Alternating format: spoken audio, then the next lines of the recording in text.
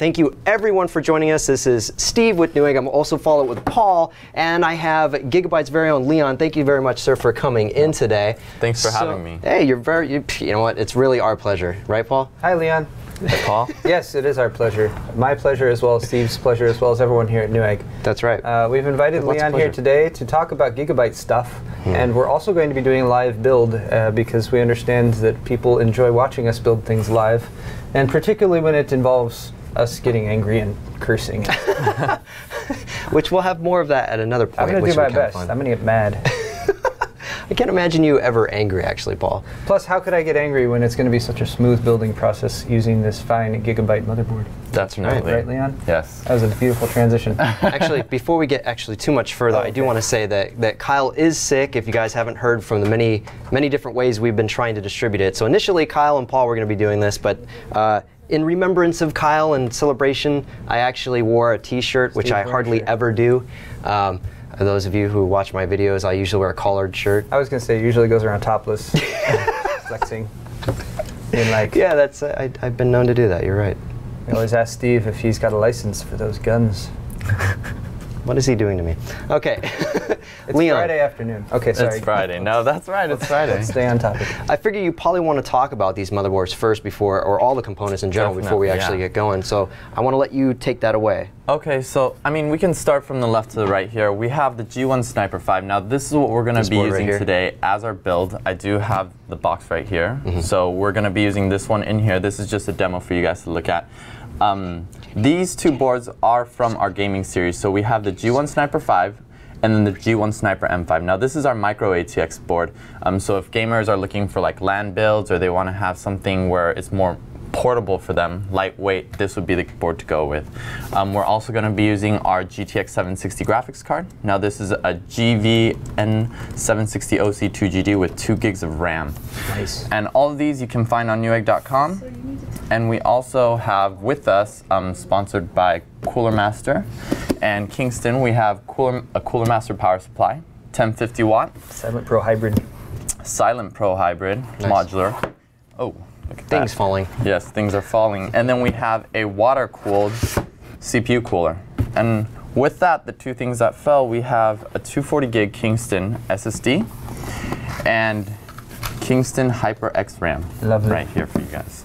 And we're going to be doing that with the i7-4770K unlocked Intel processor. Because what else would we use in this build? What else? That is the best processor to go with our motherboards. Definitely.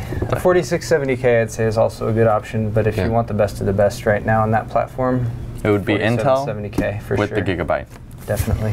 Very nice. Okay. Well, did we talk? And we also have a case right behind us, which is perfect for the micro ATX and the ATX builds. And this is Cooler Master's N600 case. Beautiful. Excellent. Good choices with all this stuff, guys. Okay. Well, can we just dive right in, or do I get to start building a computer yet? I would like you to, if you would like to. Okay. I think that's what the viewers are waiting for. I'd be happy to do that. Excellent. All right. So talk amongst yourselves, and I'm going to put this thing together. All right, so, well, let me help Paul clear this out. I believe he might want to start digging in through the motherboard first. I'm gonna pop the case out first, all right, since that's gonna take a little bit of effort. He's joking, by the way, Lynn. You're totally welcome to help him. What? No worries. I'm very particular about. Wait, where did our cover go? Here. Another thing we might need, like a screwdriver. And you know what? We didn't bring any of the tools out, did we? That's all right. They're close at hand. No. Knife down. Oops. Thank you, Steve. No problem. All right. Let me help you with this. Thank you, Leon. So Leon, how many Z87 builds have you done so far? Z87 builds, I don't know. We've been doing quite a lot, especially after the launch. All of our events, we usually take out the Z87s. 10, 20 at least minimum. 10 or 20. That's pretty good. You want to flip this over? I did a Z87 build just. Was that yesterday? It was the day before yesterday. I used the orange board, the Z87 OC. From our overclocking series. Yes, from the overclocking series. Was it the OC Force or just the OC? It was just the OC. I'm saving the OC Force for, I don't know, some special occasion or something like that. But was it the real OC? Or? Hey, you didn't get shocked? No, I didn't. Oh, okay. I was gonna prepare everyone for me getting shocked, but always, you know, ground yourself so you don't damage any hardware components, right? That's always best. Bumping the mic with the styrofoam. What? I was bumping the mic with the styrofoam. Probably got a big right. pop And there. right there. Sorry, guys. And that's Cooler Masters N600. Beautiful. Very cool. All right, I'm gonna clear some of this stuff out. All right, so. sure. I'm gonna move this right here for everyone to see. So if you guys want to see Actually, that, we have the Lazy Susan too. Let me get Do that we up really? for you. Yeah. that'll help us spin stuff around. Yeah, just for the sake of showing it off. All right, while we're getting that set up, just so you guys know, this is our gaming series motherboards. It has integrated water cooling. So if anyone wants to do the water cooling, you can actually connect it through the built-in pipes right here. We're doing a water cooling build today? Well, we're going to be doing a closed loop here with this Cooler Master Sadon 240M. But just in case anyone wants to do any custom builds, our G1 Sniper 5 as well as our Z87X OC Force has the built-in water pipes. Nice. Just to let everyone know about those. Nice. All right. Someone asked a quick question. Oh, I'm sorry, Paul. Go ahead. No. You talk. Okay. Someone asked a quick question. Turtle Kingdom wants to know, why wasn't Gigabyte's case used for the build? Why wasn't Gigabyte's case? Well, the thing is, we've gotten a lot of sponsorship from Cooler Master here, so we want to help them out a little bit with this case, and that's why we decided to go with their case this time around. Yeah. But definitely, if you want, Gigabyte does sell cases. You can check on Newegg. I know Newegg does carry some, and they're great cases. So if that's something you're interested, it depends on the look and feel of every user. Perfect. And actually, speaking of that, if you look at just below the video portal there for Twitch, you'll actually see we have a panel set up for Gigabyte. You can click directly on that, go straight to the Newegg store holding all Gigabyte components. Right. So, yep. Go ahead. Carry on. Carry on. Nice logo. Find some more questions. And while we're at it talking about all the Gigabyte stuff, I know with this one, there's a promotion right now. I believe you get some RAM. Oh, okay. With our graphics card that we're doing in the build today, you can get Batman Arkham Asylum Origins. So these are just some extras, just in case you guys are looking at our products and you guys need that extra push, you know. This will probably get you out there. Nice. Cool. Okay. All right. Excellent. It's actually the first time on any build I think we've ever had just extra components just on display. You know, you can stare at this for a while we're building something. Well, I can turn this around if you guys want to just zoom in, have a look. These are all the features that we do carry on our G1 Sniper 5. There is some glare. Sorry about that, guys. Other than that, you can see that it's feature packed. There's a lot of things that we'll go over once we're doing the build, so just sit tight and we'll have that ready for you guys. Nice. All right, Paul. All right. So what are we looking at right now? I'm just removing our side panels and doing a little case preparation. We can pop this over here. I like building on a Lazy Susan because it lets you turn the case all around really easily and get at it from the different angles. I really like cable management with the Lazy Susan, which we'll probably come to later. Okay. All right, what do we have here? We have 2 standoffs that are already installed. And that's it. So let me dig in and find standoffs. In the box. Probably in this box. Okay. Just to let you guys know too, we're fielding questions right now from the chat. Rachel's trying to help us out in the background. So if you have questions for us or for Leon or Paul or myself, I mean any of us, you can just pop those questions in. Rachel will throw them in a little area for me to gather questions and answer them kind of on the fly. 1, 2, 3, 4, 5. I have one question for you, Leon. Yes. Whiskey Soldier wants to know, he's getting a Gigabyte X79 UP4 2011 motherboard with a 4930K overclocked and 2 GTX 680s in SLI overclock. What PSU would you recommend for that? Well, especially the fact that he's SLIing his graphics card, I'd recommend something 1000 watt and up.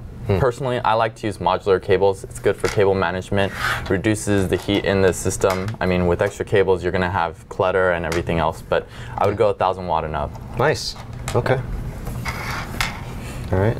Another Gigabyte question if you want to keep going down the list here. Sure, let's just keep them coming. All right. Darman26 wants to know, how many SATA ports on that Sniper 5? On the Sniper 5 here, you can, on the M5 or the Sniper 5? He just said Sniper 5, right? So which camera? I can show you guys that we have the 1, 2, 3, 4, 5, and times 2 right here, and that makes it 10. 10 total. So 10 total SATA ports. Nice. Any eSATA on the X? eSATA on the back? No, there is. Okay, okay. So it's just the SATA ports on the front. I mean, it's definitely enough for those of you guys who need a lot of storage. You guys can even do RAID off of it, 0, 1, 5, or 10. Nice. Excellent. Right. Okay. I'll put that back for you. Right. Thank you, sir. No problem. So I missed that. There's an add-on controller on there as well? Yes, there is. So one thing that I've been pointing out to people more recently, especially when I've been doing motherboard overviews, there's SATA 6 across the board now, or SATA Rev 3, 6 gigabit per second with Z87 boards. However, even though you got 6 SATA 6 ports, anyone who's considering dropping like 4 or 6 SSDs onto that and setting up a RAID configuration might not get the performance that they're expecting, simply because there's bandwidth limitations on the chipset. So because of that, if you are going for a configuration like that, something that's that RAID intensive with 4+ drives, I've been generally recommending getting like an add-on, a dedicated RAID card, something like that. It's going to help you get better performance and control that configuration. But if you're connecting individual drives to a Z87 chipset and you're not necessarily hammering them all at once, you could still have 4 or 5 connected. Just bear in mind, if you do try to communicate to more than, say, 3 SSDs across the chipset at the same time, you might hit a bottleneck. So you're just basically saying just LSI, like Mega RAID or something, if you want to go big. Yeah, because you'll peak at about, at least from what I've read so far, like 1.2, 1.3 gigabytes per second, like the maximum transfer speeds that you get. Whereas what you would expect, say if you had dropped 6 SSDs in a RAID configuration, you should get above like 2 gigabytes per second. You should probably get even 2.5-ish, depending on the controller and everything. But just something to bear in mind for people out there who want to do RAID. Using the Z87 chipset. And that's got nothing to do with Gigabyte. That's just the way the chipset works and the way it's wired up with the rest of the system and the amount of bandwidth that's available to it natively. Also nothing to do with WoW if you RAID. Whoa. Yeah. Robin666 wants Jenny to know that she's awesome. And we all agree. You want to come out and take a bow, Jenny? Jenny's running camera today. Jenny. I don't know what camera we're on. There you go. We're probably. I believe we're on that one. There's Jenny. We've also been. There's a picture that's been going around on Twitter lately. If you guys haven't spotted it. Let's kind of put that in context. It's not a bad picture. It's an awesome picture. It's an awesome picture. Because you might imagine something else if I say there's a picture of Jenny floating around on the internet. Yeah, that's right. It's Jenny next to Ruby, AMD's Ruby, and the resemblance is uncanny. Seriously, it's awesome. Yeah. Oh, what's the hashtag, Jenny? AMD Jenny. Hashtag? Yeah, we want to get AMD Jenny to trend. So search for that. Yeah. AMD Jenny. AMD Jenny. You can find her picture with Ruby. Here we go on L. All right, while you guys do that, I got another question for you. BZZ says, will Gigabyte do a 990FX micro ATX board? Micro ATX, definitely anything's possible. We do look at the feedback from all of the users out there. We always take into consideration what our fans or our users say, and if there is enough enough comments about it, we do start trending that way, depending on how that market trends. Now, speaking of that, where can they go to make those comments? Definitely from our Facebook. You'll see it. We will see it. The marketing team usually sees it on the Facebook, and then we usually feed back to, our R&D. We let them know, hey, we're getting a lot of questions at events. When you see us at events, come talk to us about it. If it's something that you like, something that you're looking for, but you haven't seen in other manufacturers, let us know. It's always something we like to hear. We love to hear feedback. We like to hear what you think about our products, and we always bring that back with us because it helps us provide a better product for our users, and it makes our users happy. Awesome. Right. If any of our viewers have actually interacted with Leon or Gigabyte in general, I'd kind of like to know. So just shoot a comment or two in there about it, and Rachel will feed it back up to us. That being said, I got another question for you. What power supply are you currently using? We're going to be using a Cooler Master, a Silent Pro hybrid, and that's a 1050 watt. Is that a question for this build, or is like what power supply does Leon use at home? Oh, actually, let's do both. You already answered that one. What do you use at home? Or what at your system home, set up at? I'm actually using, I believe, a Corsair AX850. I'm not running anything too crazy. The XI line? Yeah, I believe so. Cool. Yeah. That's the newer ones. Modular. Yeah. Yeah. Do you have the Corsair Link messing with that at all? Or? No, I haven't. No? I mean, I barely play with my computer right now, but I have I believe it's a Sandy or an Ivy. Sandy. It's a Sandy bridge. Cool. So it runs everything that I need. Upgraded from a Core 2 Duo. Love it. Wow, yeah, that was a big jump. Do you game at all too, Leon? Just curious. I do, and I game off a Gigabyte board. So. Oh, okay. Well, I mean, you know. Exactly. What else would I have expected you to say? I mean, all laughs immediately. You know, everything aside, it is a Gigabyte board, and I like it. It's nice. Great. I loved all the features, and he's going for it. Yes. Diving deep. I'm just moving along here. You got me building a computer. I can't stop. Leon, does this have the 10th ATX motherboard standoff position? The expansion slot support one? ATX motherboard standoff. I don't believe it needs it. I mean, is that space on the? Oh, hey, look, we have two motherboards. Right. So that's perfect. That also means I can just look right here and answer my question. No. No, the answer is no. Okay. Perfect. All right, so Thomas Lowe wants to know, is the new R9 280X going to receive the updated Gigabyte cooler? So I'm guessing the, what is that, the WinFast?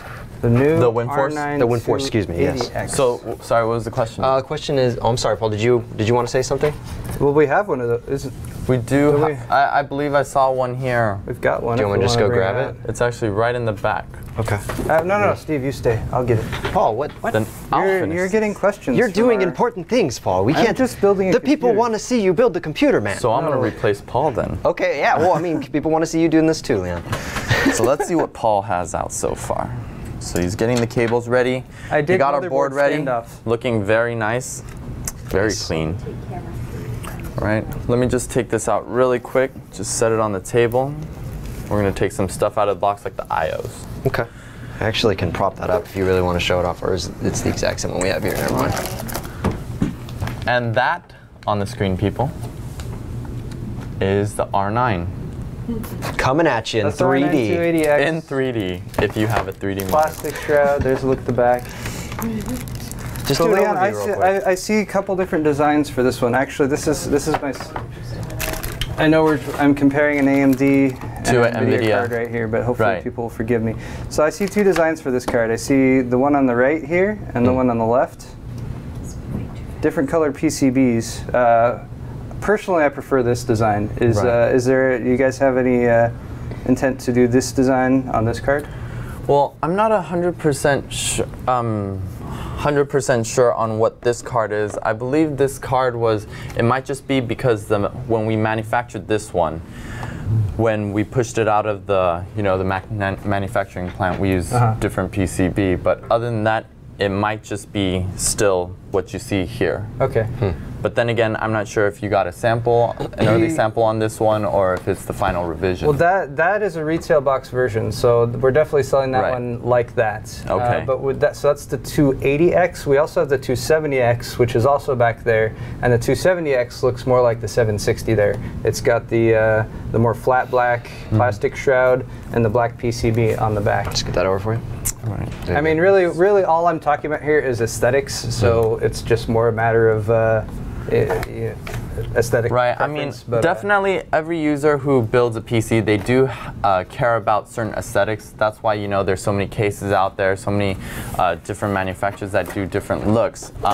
Regarding that, again, with what I said earlier, if you guys do have a preference with that, we'd love to hear about it. Facebook, that's a great way to comment. You can, or when you do see us at events, talk to us. Nice. All the feedback we hear from you guys, we definitely always feed back to our research and development. And that's something that can always build, and it helps you guys who do the feedback get a better product in the long run. Yeah, I agree completely. Having a company that wants to listen to its customers and do something with it is always a good company. Right. But besides that, I mean, Thomas Lowe, that does answer your question then. Yes, they are doing it. In fact, it's here right now. So moving right along. Mutators asks, why aren't features of the gaming boards included on the OC boards or vice versa? Lots of gamers and enthusiasts like to overclock, and they also like the audio quality. We get that question a lot. Before I answer that, I'm going to see if we can go through the parts in our box really quick. So Paul, did you want to just cover that really quick, what we find in our G1 Sniper 5 box? Accessories? Yeah, just so everyone knows. You mean before I actually install them in the system? A live unboxing. I know you're really eager right now, but I just gotta, you know, right here. First off, IO Shield. Yay. G1 Sniper Series IO Shield. It's all black, so keeps a nice clean look. Nice clearly labeled IOs and squishy back padding. Very squishy. Electromagnetic shielding, and does a much poorer job of cutting your fingers than the all metal ones. So if you're into masochism, I guess that's a bad thing. Otherwise, it's a good thing. Wait. This is like my standard motherboard unboxing. Serial TA cables.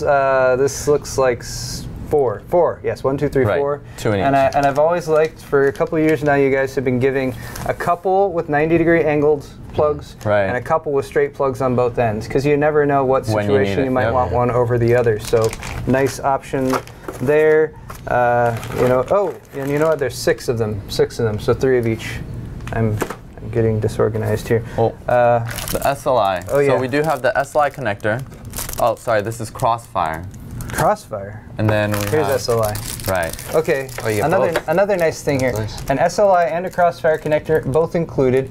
Typically, you won't see the Crossfire connector included in the box. You'll get one along with your video card, but the one you get with your video card, who knows how that one's going to look, right? It might look stupid and crappy. So these are both black. And whereas the Crossfire or SLI connector is like one of the most visible things in your case, especially if you have a side window right here, having like a one that doesn't look nice, it kind of sucks again if you're going for aesthetics. So one of each of those, both black. Paul, on the topic of that, actually, I wanted to ask you, Leon, what was the reasoning for not always including a Crossfire, bridge? I mean, Paul had guessed that it's possibly something to do with licensing, but I'm just curious. Well, that I'm not 100% sure on. Definitely, it may come down to what, again, licensing. It might also be the board itself, or how we find users might use this board for. I mean, if we do provide SLI on the board, then we'll provide that SLI cable. So, I mean, it really depends. It varies as well. Okay. So, yeah. Perfect. Yeah, I think that might actually be an AMD and NVIDIA thing. Yeah. As far as that goes. Fighting. I'm checking. So while Paul's doing this, let's jump back to that last question regarding the OC as well as the gaming. So just to go back to it, the question was about, yeah. Sure, okay, please. sure. So Mutators wants to know, why aren't features of the gaming boards included in OC boards or vice versa? And lots of gamers and enthusiasts like to overclock, and they also like that audio quality, etc. Okay. So definitely all Gigabyte boards are great for overclocking.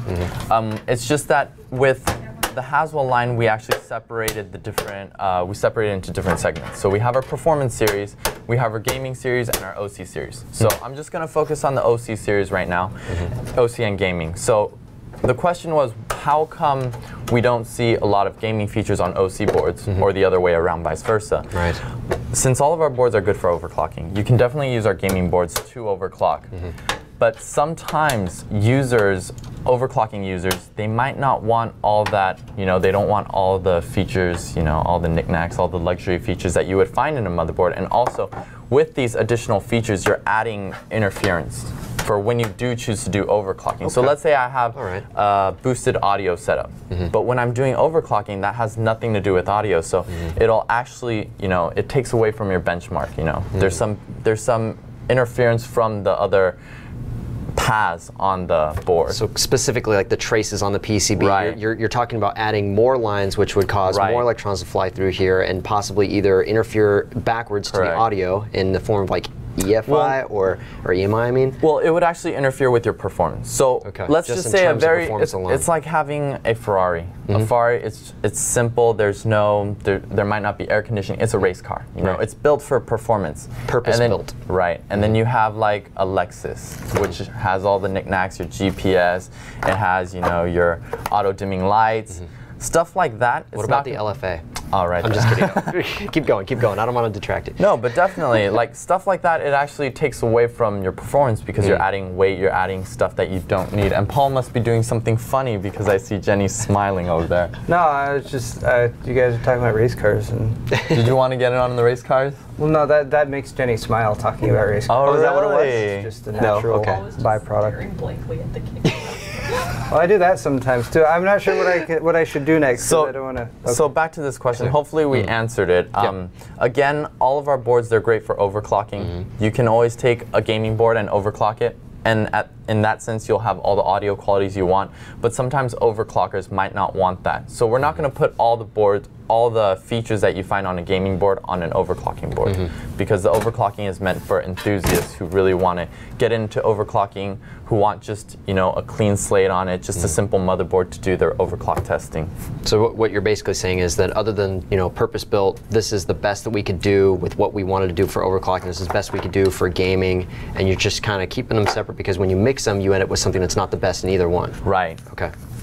Okay, perfect. Well, And definitely, just a side note, our overclocking boards was made by a real overclocker. So they actually went through it, you know, they were like, this is what I need for overclocking. These features help me, and maybe that's something we can get into next time when we come by. sure. Yeah, that'd be great if we did that. All right. So another couple questions, and unless you want to get your hands dirty over there. Okay. Let's see. Rogue Jedi, awesome name by the way, says, will Gigabyte make an updated LGA 2011 motherboard for the Ivy Bridge E? We actually have the two motherboards right now, so that's the X79 UP4 and the UD3, and those support the Ivy Bridge E. Aside from that, you know, be on the lookout. Check our website, gigabyte.com. Check our Facebook. We usually post whenever we have new products, any new news. We do post it on there. Okay, perfect. Right. So check out the website, essentially, guys. Then we have another question directly for you. Will Gigabyte ever get more into case manufacturing? If we start seeing that trend, again, feedback. We always go back to feedback. We care a lot about what our users think, how they use our products. Our main goal is always quality and, you know, enjoyment of use. So with cases, if we start seeing a lot of people come into buying cases, it's definitely something we're going to push a little bit harder. We're going to be like, you know, the US market might need more cases in these sizes, and that's what we're going to start to focus on. So if we do see a lot of people buying it, it's definitely something that can happen. Okay, nice. Actually, I was just going to say we should probably check in with Paul because I actually am curious to see how this is coming. You want to spin it around and give people a quick look? It hasn't moved very far. There hasn't been. No performance. Well, that's okay if you want to talk about the case. I haven't worked with this case before, and I'm trying to figure out what the 2.5-inch drive mounting options are. Are these 2.5-inch that bays? slides over. Maybe. There's this one adjustable. Yeah. This one you can move one way or the other. Oh yeah, so this looks like this is for the 2.5 tray. You can actually, let me show everyone. This is for the 2.5. You can shift it over, and then you'll have 3.5 right there. Aside from that, it looks like you can connect a fan on the back panel right here. Right here, some room for cable management, some rubber grommets. And what else do we have here, Paul? I think I've figured it out. You'll be pleased to know we're up to about 550 viewers right now. What? So thank you guys so much for watching us. Seriously, thank you guys. We're just trying to kill some time at the end of the day. No, I'm just kidding. We've been so looking forward to this for so long, but this is strange. I'm actually curious. Got these little plunger things. Sorry, Paul. So here's my question. This clearly needs rails, right? The drive cannot float right there. Correct. So these look like 3.5-inch drive rails, though. So you know what it is? I believe these metal tips. You're supposed to pop those out. And move those. Yep, and you move it to the top, and then it gives you a 2.5. So if you guys can get a close-up of this. This is Paul's question right now.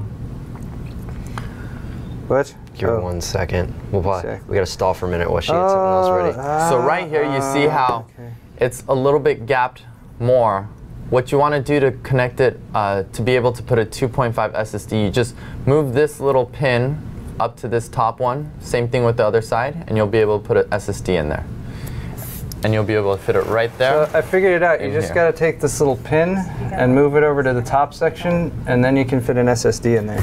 So he's just stealing my lines now. We're not really scripted, so. Yeah. Oh. Very, very little, if ever, any scripting whatsoever. Push it in there. Just gotta push it in.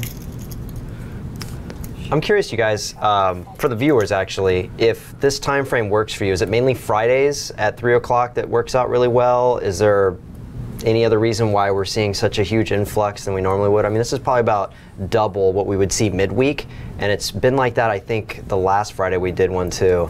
But, you know. I have a sneaking suspicion. That Linus isn't shooting right now? Shh, we love Linus. We troll love us. Yeah, if you guys are tuning in here, killing time, waiting for the WAN show, welcome. And you're very welcome to wait here. Well, but I'm not sure. Always kill time with us here. Is it even going to happen? No, it's not. He's not in it today because he's in Montreal. Yeah, that's what I thought you meant. He was at the NVIDIA event. Yeah, the, oh God, it's like a really long acronym. Yeah, my GPS tracking beacon that I placed on him in Hawaii, working really well so far. The way it's meant to be played. Sorry. Yeah. So he's at that event right now. NVIDIA, aka Mr. Wilson. Me? Oh, right now? Hello. So, howdy, neighbor. What, this one? Oh. You guys are looking at that one now? I'm yeah, not sure it what's is. going on. Yeah. Okay. It's a down your shirt shot. Paul, you gotta talk to that camera. Don't switch to this camera. This is not a flattering view at all. You know how. Here, I got this one out, Paul. Why don't you just? I don't think it's supposed to go in there, actually. Really? And we just lost. So I think you're not supposed to move these. I think you're just supposed to use screws. Really? Yeah, because when I popped one out, it doesn't it's fit. wider. This one's wider than that one. So I think you just use the screws that are included here. Really? That's interesting. And mount it from the side. And all right, so we got to correct that. Like I'm seeing a ton of. What? Too bad. Too bad. It's too bad. Oh, thanks.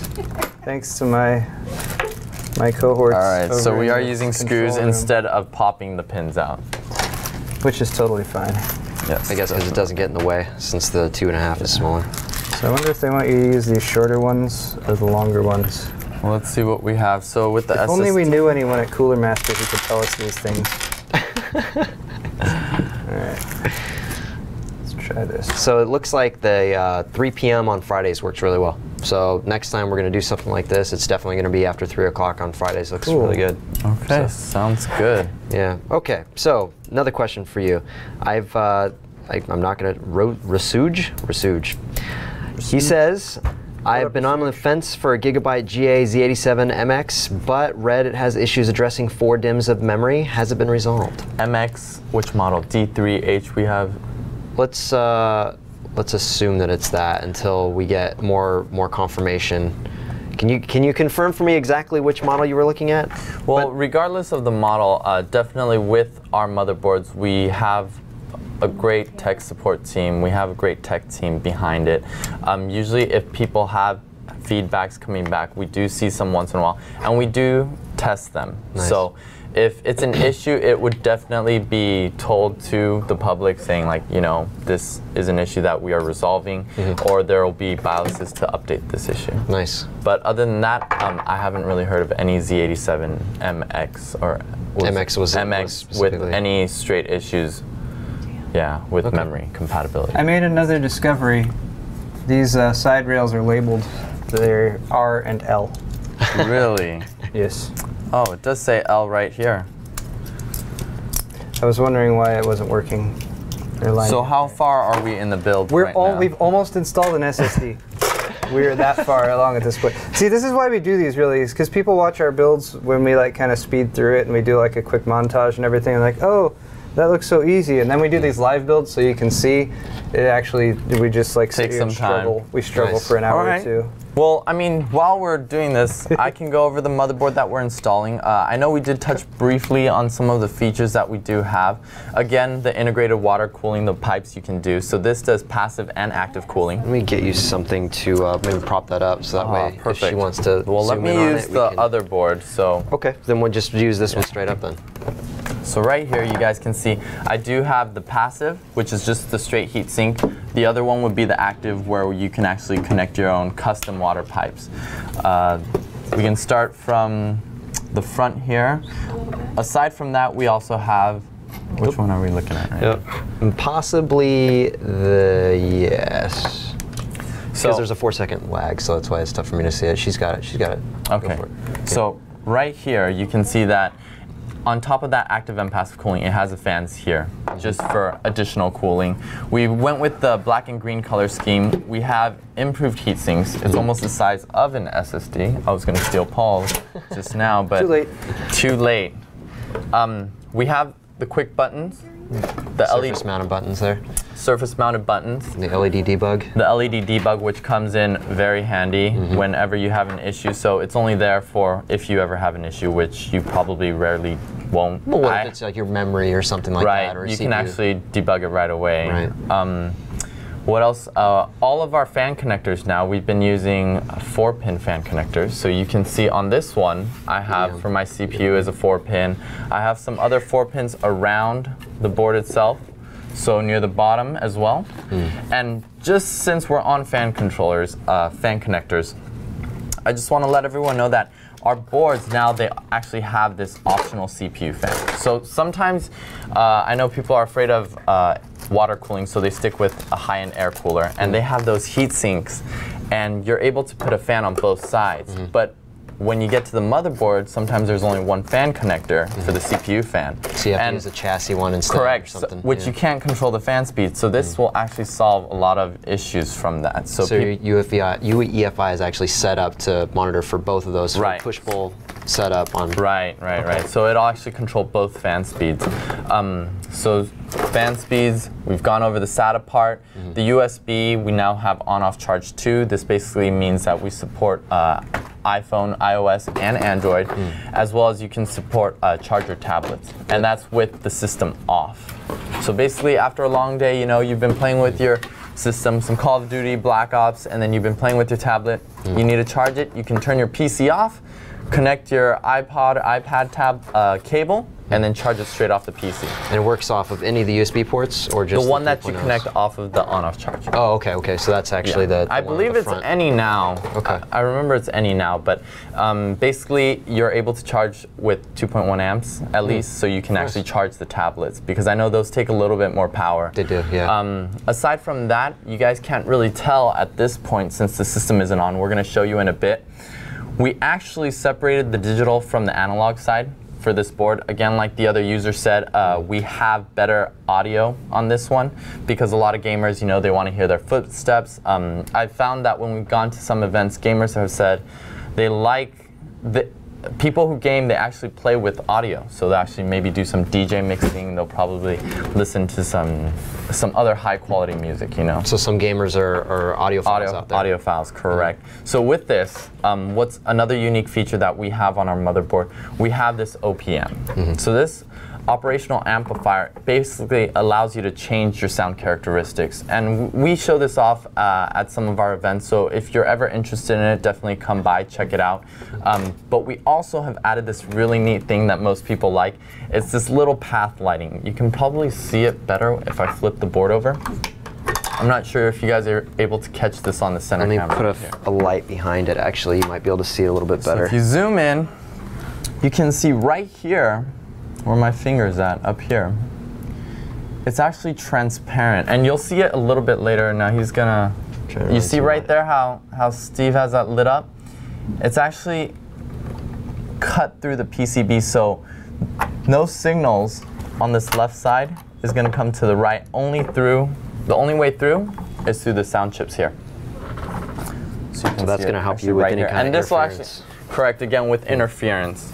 All of our connectors, you know, they're coated with the gold, 15 mu gold, and that's to prevent any corrosion. So as you can see, all the connectors on the back, straight gold. And these are features that you will find in a lot of our motherboards now. Definitely, if you're unsure, you can ask us on Facebook. We love getting questions on Facebook. Sometimes, like during work, I like to go through, filter through it, you know, and just help people answer what questions they have about the motherboards. I think I have a special message from you, actually, from Irene. Let me just double check it. Oh no. You have a special giveaway about 8 gigabytes of G-Skill memory.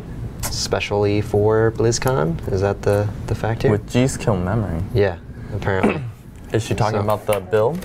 I am not sure. Irene, I need a little bit more, or Rachel, I need a little bit more information about that.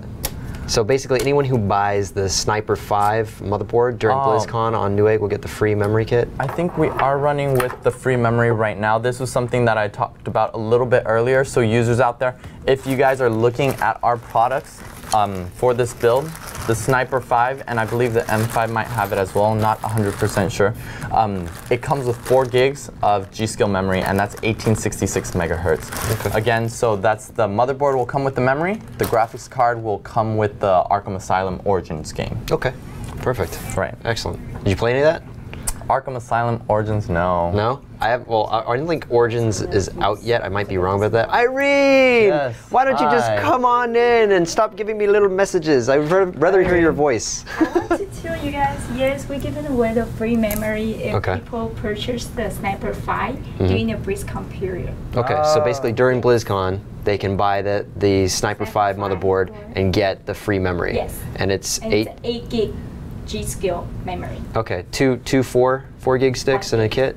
1.8. The total, so 1.8. Okay, Yeah. all right. So it's even better. You save some potential upgrade memory space there for your next purchase. Next build. Right. Nice. Thanks, Irene. And Irene, everyone, from Gigabyte. Give her a round of applause. Yeah.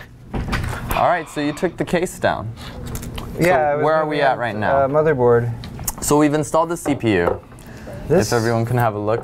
Do we have that soft pad? This is my first time seeing one of these. Oh, really? Well, we're actually going to be using the water cooling one, so we won't. That's what this is. Oh, this is the water from the water cooling. This is a new. This is a, I guess, a new Ace Tech backplate. I'm impressed. Cooler Master, good job. Good job, Cooler Master. All right, so how about we walk people through the install on that CPU? I know people sometimes they run they run into issues regarding bent pins. So, I mean, what is the proper way, Paul, that we do install this? What I just did. What you did. Okay. Well, here, let's, first off, let me make sure people can see what we're doing. Here, let me take this out. Do we have that pad? What you need, sir? The soft mat. I don't want to damage the... Oh, it's fine. Okay. You want the... Yeah, please. Okay. Got to be gentle. All right, so here's the CPU. First off, let me use the proper method to remove it. Hey, what happened to that? That's weird. You guys rotated your socket. Or something. Okay. All right. So when you get it, it'll be like this, and this will be on here, like that, and snapped on. So that's your socket cover. Never throw this away. Always keep it. Put it in your motherboard box with all the rest of your motherboard accessories. Now the first thing that you want to do is make sure you got your CPU, and that's all set up. We're using an engineering sample here today. Only grip it by the edges. Try not to grip the gold contacts there at the bottom. You can set it upside down without too much difficulty. Usually the way I go is first I'll release the little retaining arm like that. It lifts up. I bend that back and it will sort of lift up the socket cover for you. You can leave the plastic cover on if you don't want to pull that off. Once this is open though, don't walk away from it. Don't leave this sitting around. Open it, put it in the CPU, and then close it to make sure you protect all those pins inside. But you've got 2 notches on either side here and here. You can use those. You can also use the gold triangle that's on the corner right there, which will also be on the plastic there at the corner. And if they took the plastic off, it'll also be embedded on the CPU socket itself. So the gold corner goes in that corner. And then you'll also notice the socket itself. There's 2 little recessed areas, which I find to be very handy on this particular one that's on either side here and here. So if you grip the CPU by those sides, it makes it a bit easier to drop straight down into the socket like I'm doing now. And that's all.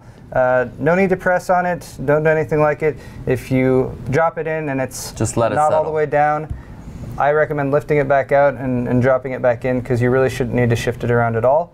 Once it's there like that, you can still leave the plastic cover on if you want. Put that down and go like that, and then the cover pops off for you. Or you could remove the cover yourself. It really works. Perfect installation. Perfect. Perfect. So let's just put this aside. Again, keep this. So if you ever do choose to upgrade your CPU, you can always cap that on in case you're doing something else, you're cleaning components off, you don't damage any pins on your motherboard. Exactly.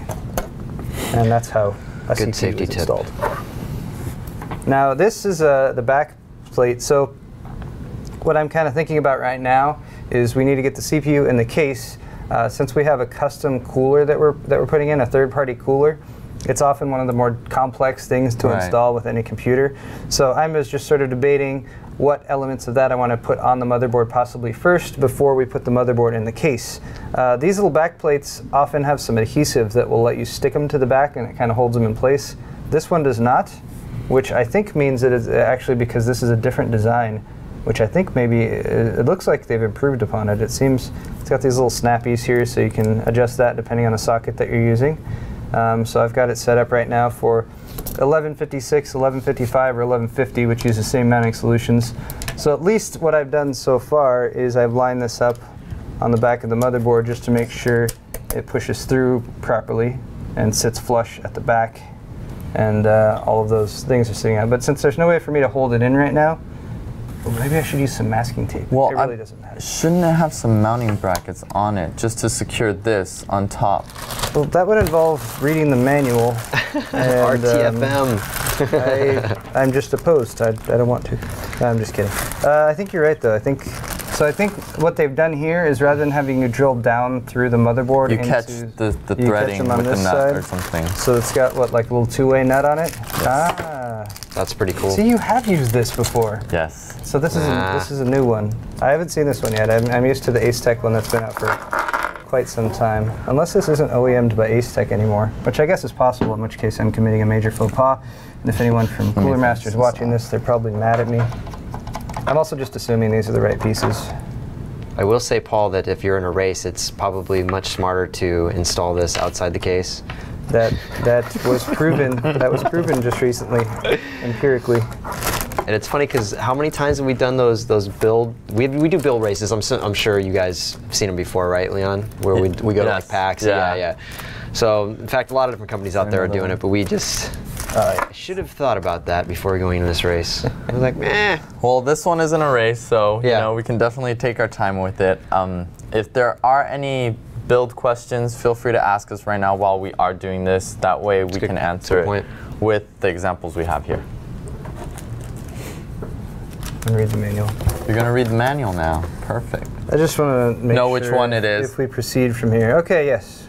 Absolutely correct. And yeah, the middle one's for 1150. And those go on like that.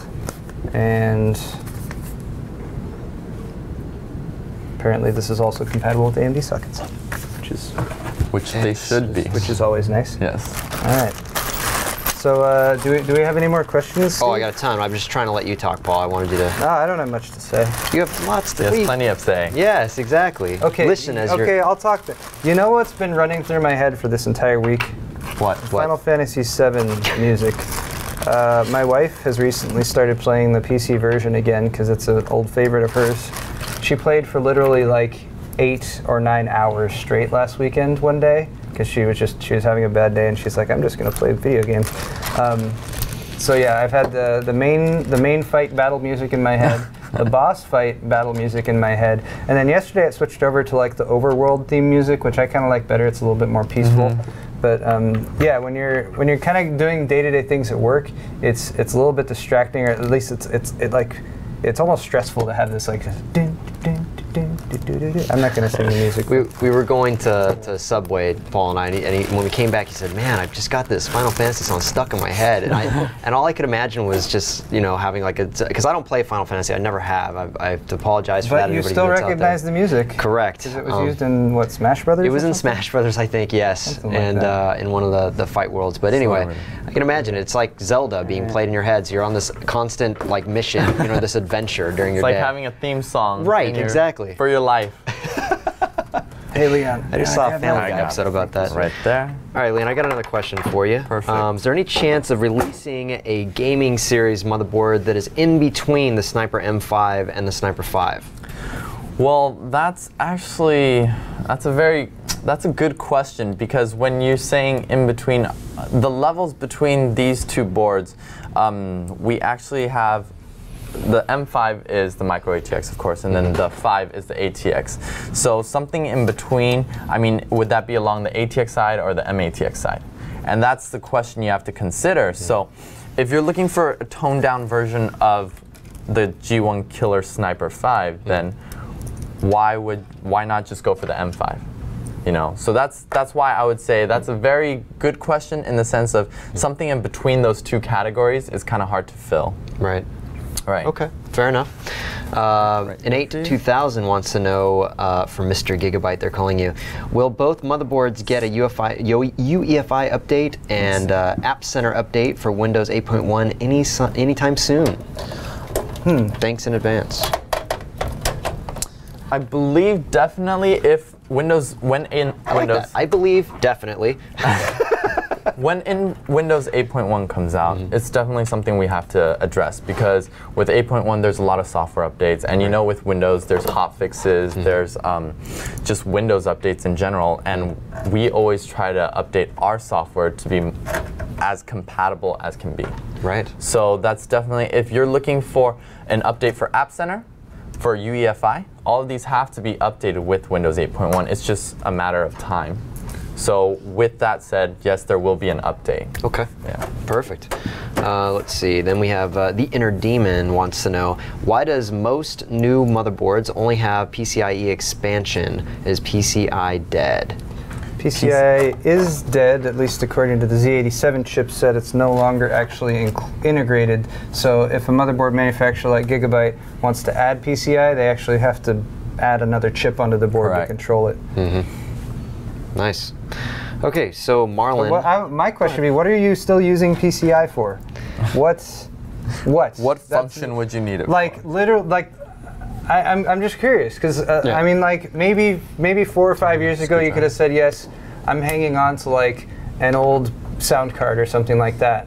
But the sound card technology has come so far. It's like, I feel like for $40 you could get a roughly equivalent of something that was out. But I mean, it's only in recent years that I've gotten more into sound cards. So maybe there's some epic Sound Blaster. So you just X-Fi card. Sorry, no, go ahead. I was going to say that I actually thought of that too. I was thinking, oh, like an old X-Fi card maybe, and the only reason you'd have to do that is if you were upgrading to a board and you were trying to save money. But in the end, you already have great high quality. I mean, the audio that's I cannot put it in without a screwdriver. Yeah, and you're using the very long screw. Sorry. I don't think that's. We need to get tools. See it. Yeah, let's get tools. I was trying to get tools. Leon is hand screwing in this motherboard. Yes. That is the type of attention to detail and care that Gigabyte gives to all of their builds.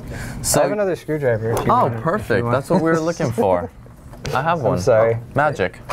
I brought over a couple. Some Disney magic. Except that one's not magnetized. This is my good screwdriver. Everyone tries to steal it. I should. It's really not that good. It's just magnetized. Jenny got to use that in the build. That makes it perfect. But honestly, when you are working with an install, magnetized screwdrivers, they're very handy in picking up screws that you might drop without a magnetized tip. Yep. So we'll see how Paul is. He's spun the computer away from me. Here's some more. He wants to work. There were 3 more, and I was getting them all over here. On the, look, I left one for you. So Paul, you were saying about audio. So have you used our motherboard to play any audio, the Sniper 5 or the M5 to use our audio chip? Yes, but not in a way that I would consider to be like a more legitimate audio test. I mean, I have some test systems that I've set up over there, and especially if I'm running benchmarks or something like that, sometimes if it gets monotonous, I can plug in some headphones and actually listen as I'm playing through the same level on a game over and over just so the users know, how do you like our audio on our gaming motherboards? I think you guys did a great job with it. I think providing the extra option for changing the op amp gives some more flexibility for it. But I mean, honestly, I have a discrete sound card right now, and you'd have to pry that from my cold dead hands.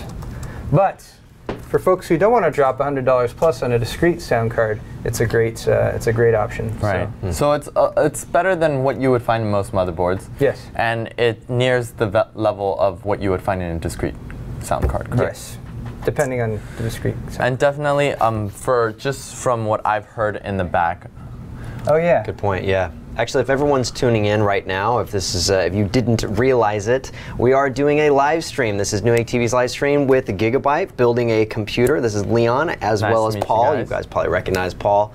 And yeah, we're also fielding questions. So any kind of question you want for any of us, please ask it in the chat, and we will get to it as soon as possible. Awesome. And we've just installed the motherboard, and that's how far we've gotten. No, there's an SSD in there. Oh, and an SSD. Yes, we're like 25% in. Zooming along. Check the cable management. Start early. Don't build the computer and then think about cable management at the end. You got to be thinking about your cable management the whole time.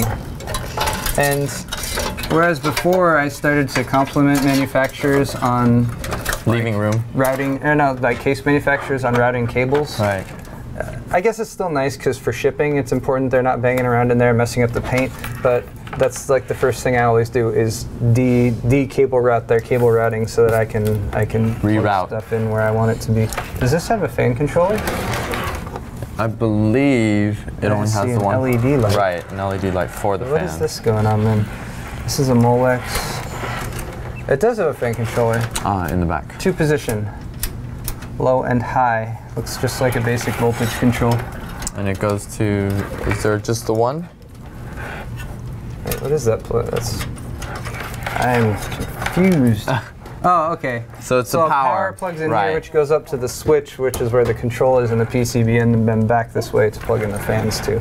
Okay, cool. And you know what I'm going to do? You're going to cut the cables. I'm not going to use that fan controller. Because why would people want to skip out on the excellent fan control options available in the G1 killer? And well, that's not only in the Gigabyte G1 killer motherboards. It's actually in our other motherboards as well. Oh, okay. You can control it from the BIOS as well as in the UEFI. So, in the BIOS, which is the UEFI, as well as App Center, which we do have settings that allow you to actually select your fan speeds. Nice. Right. I need scissors. I'll be right back. So while Paul is getting scissors, I'm going to show everyone what we have right now. Again, we do have that SSD installed. We have the motherboard mounted with the water cooling mount also mounted. And what's next is he's doing some cable management right now, and we're going to start on possibly the cooler next and the power supply right after that. Perfect. Another question for you, Leon. Are you going to do more with your line of cases? This particular person really likes them, but he'd wish he had cable management and removable drive cages. Is something like that going to happen in the future? So we do have some cases that actually do have the removable drive trays. I was using one earlier this week. It's actually our Sumo, I believe our Sumo Omega, and you can find that on Newegg as well. So check those. Definitely our various lines of cases, we are moving with the times. So a lot of gamers, a lot of users, they want the removable drive trays. We actually have the one where this whole compartment will just slide out, so you could put a longer VGA card or graphics card in there if you need to. Perfect. Okay. Another question for you, Leon. Yes. Any AM3 Plus motherboards coming soon? AM3 Plus motherboards, yes, there should be some coming out, definitely with the new processors and stuff. We'll definitely have some release for that. Awesome. Another question. I've been on the fence. Oh, actually, I've already answered this question. And let's see. How come there's so few colors on motherboard PCBs and heat sinks?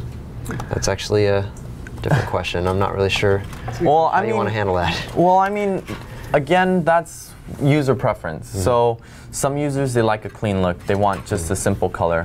For our gaming series, we did black and green. You know, that's our gaming line. Our overclocking, we did black and orange. Yeah. But if you're looking for different colors, we have our performance series. It has a gold, it has a silver, it has like a brighter like gray on it on the heatsink. But if it's just a heatsink itself, we found that a lot of users actually like something simple, clean looking, you know. That's why we haven't done like rainbow colors or anything like that.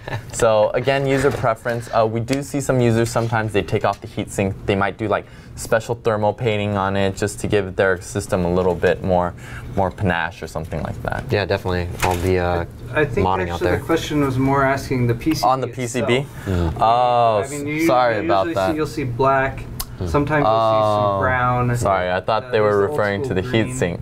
Yeah, I mean, I agree that like the color combinations that you guys have with this series, like any color like theme case or any color theme build you're going for, Gigabyte's got an answer for it, which is pretty cool. But yeah, the PCB itself, it's I like the black. I like the black we've actually seen a lot of people liking the black. PCB, the color actually does make a difference in the performance. So if you're using different colors, the signal actually doesn't travel as well through certain colors. So that's why sometimes you'll see manufacturers stick to a certain color because they might have found that one the best for them. The best for resistance or whatever. Right. Okay, great. All right, another question for you. Let's see. Can you ask why Gigabyte uses names like HD3 and H3D and DH3 and D3H? All those, D3H. Well, definitely our naming convention gets somewhat confusing in the beginning. But if you actually look at it, we actually do certain things like for our G1 Sniper 5, for example. It's called our G1 Sniper 5. It's an ATX board.